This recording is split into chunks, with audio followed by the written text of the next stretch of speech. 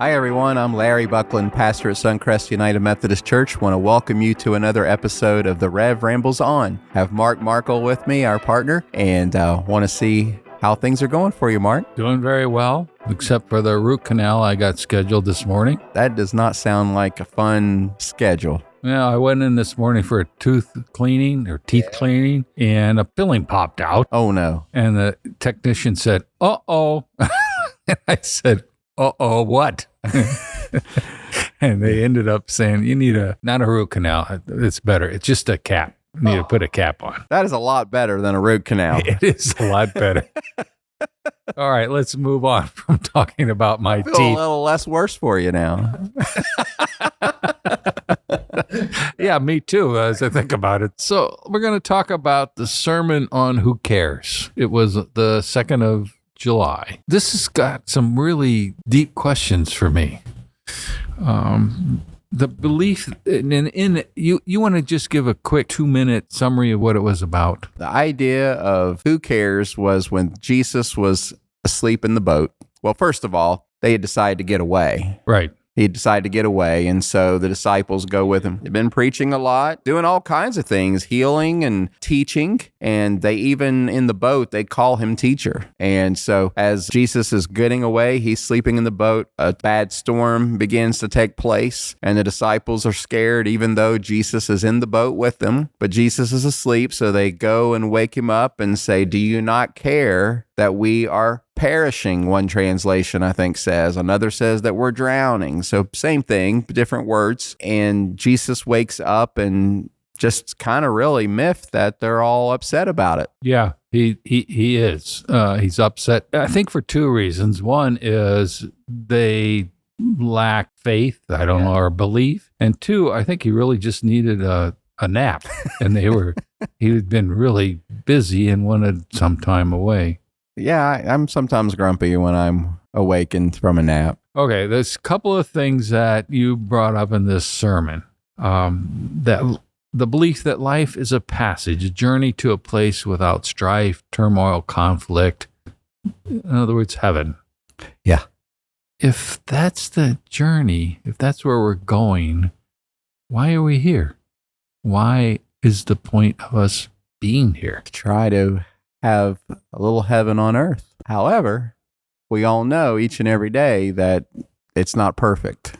Heaven is perfect. Shalom is what we believe it to be. Perfect peace. It's probably going to be challenging to find that for a long amount of time here too. However, there are a lot of people that have it worse than probably most of us. And some of the things that we are about here at Suncrest United Methodist Church is trying to reach out into our community to make things better. Doesn't mean it's going to be perfect, but we're going to try to help people when they are crying out for help or just need help. And that's what I believe we're called to do. And so why are we here? Yeah. Why are we here? We're here to make the world a better place through the love of God, the examples that Jesus gave us, and to calm some storms. Then the next question is, getting to heaven dependent on how we live here in this life, on this earth? Is it something we must earn? Or is it something we can lose by what we did or didn't do in this life? Wow, that's a tough question, Mark. I told you this was going to be hard. And you didn't want to know the questions before. I don't want to know the questions ahead of time. I'm ready for it. Well, I don't want to say I'm ready for it. I'm here for it. Okay. How about that? So I'm going to go to a very familiar passage. You ever heard of John 3:16? Oh, maybe. Yeah, I've seen it on ballpark walls. Yeah, ballpark walls. People say it. And I will even acknowledge sometimes overused, maybe even sometimes out of context. But what I will say is that for God so loved the world, loved, not just me, not just those who were perfect, the world.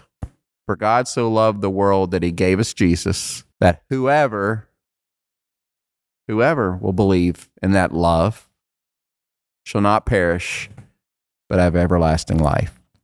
What I will say about that is then, I don't believe we earned anything. God, in my thought process of hearing that, loved the world through Jesus and saved us all. I think you and I may have even talked about this before. I can refuse or reject that gift of God's love, but it's already there for me. Here, I'm going to talk about that grace again, that prevenient grace, that God has already made that grace available for me, and it becomes justified when I receive it. And then how can I continue to do better is that something that I don't think ever ends, sanctifying grace, that we continue to work toward by just being who God calls us to be, not trying to earn something, but because of how much God loves me, that I want to love others. And I want others to know that God loves them no matter what.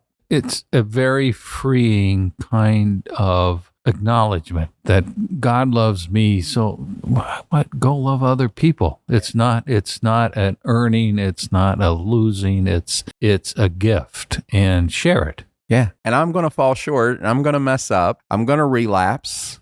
Whatever you want to say the word is, sin. I'm going to do that. But I believe God's grace is sufficient. And that's where, we talked about in another episode of being humble is, being able to own when you've messed up and being able to say, I need God's grace. The way I think about it, kind of the same thing, but with different words. If I truly accept God's grace and I live life differently and see each person as a child of God and I treat them accordingly, it's a better world for me and it's a better world for others.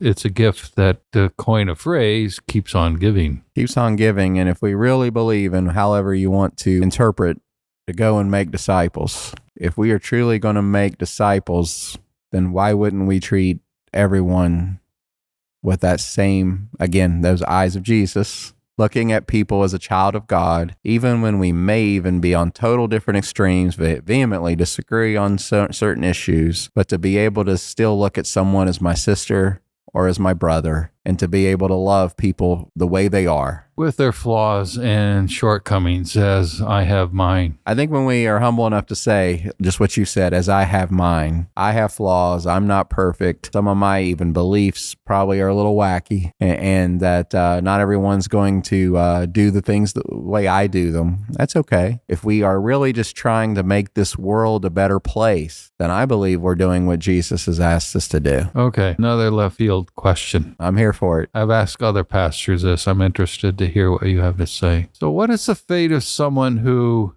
does treat others with respect, care, compassion, and love, with or without an understanding or even a knowledge of Christ's teaching? What happens to them? Or is it important for me to even think about that? Another good question, Mark. This was your sermon, not mine. Well, you know what I'm going to say is, who cares? I'm glad to hear that. Who cares? You know what? Jesus does. And that is where I'm always going to err. There might be someone that can vehemently disagree with me too and say I'm a heretic or whatever, but I'm always going to err on the side of grace.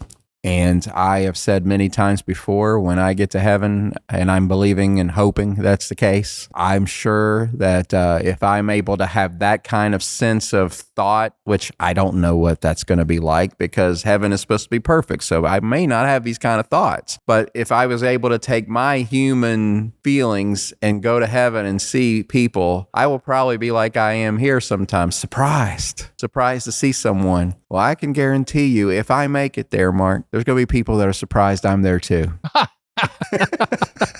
hadn't thought about that. That's true about, I think, most of us, right? There will be people that are surprised I'm there because, like I've told you, I am not perfect, and I'm going to make mistakes. And unfortunately, I have probably hurt people, and I don't want to do that. But I'm probably at times, and you know what? The church, unfortunately, has hurt people at times. Yes, I think that is throughout history. The history of the church and doing, quote, God's work has turned a lot of people away from the church, particularly in current times.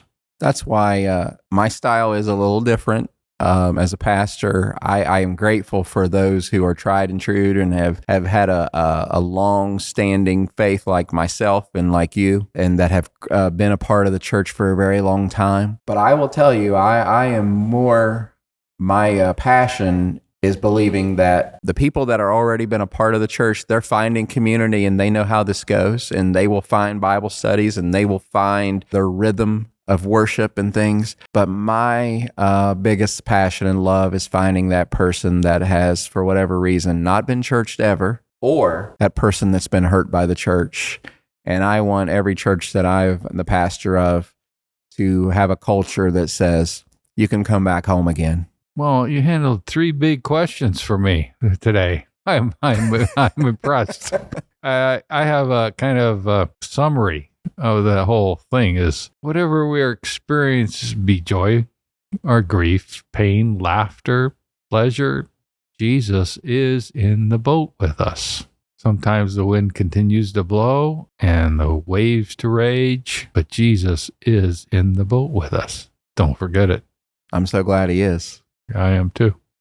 For these kind of questions, Mark, am I going to see you on the news doing the next debate, moderating, or? Lord, I hope not. I hope not for you too. We got to be able to laugh in the next several months.